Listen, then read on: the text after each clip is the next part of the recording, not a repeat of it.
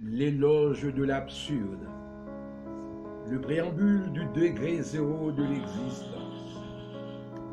3/4 de mon esprit sont plongés dans l'obscurité des temps de l'oubli. Donc il est impossible de me souvenir du temps de la traversée du néant au degré zéro de l'existence, qui sépare le temps immatériel du verbe d'avec celui de la matière. Être charnel que nous sommes, comment concevoir qu'un jour je redeviendrai souffle, son et lumière?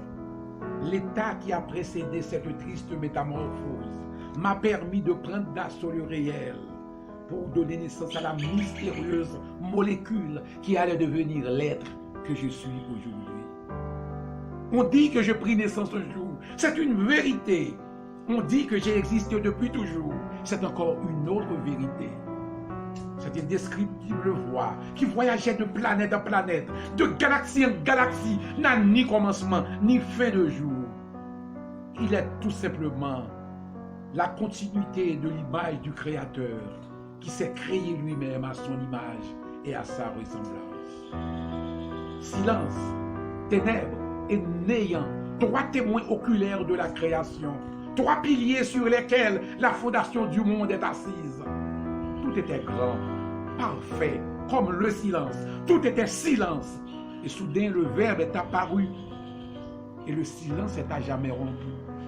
Au cœur du néant, quelque chose commence à bouger pour donner naissance à la mystérieuse lumière et chasser les ténèbres.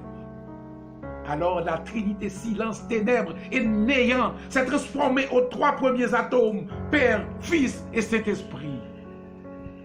Ce fut déjà le commencement de la création du cosmos. On dit qu'avant toute chose, j'y étais. Et que si je n'y étais pas, je n'y serais jamais. Donc j'étais dans les premiers atomes, Père, Fils et Saint-Esprit. Si je n'y étais pas, je n'existerais pas. Tout a été, est et demeure éternellement. Mais à travers le temps, tout est en perpétuelle transformation. Tout est en tout.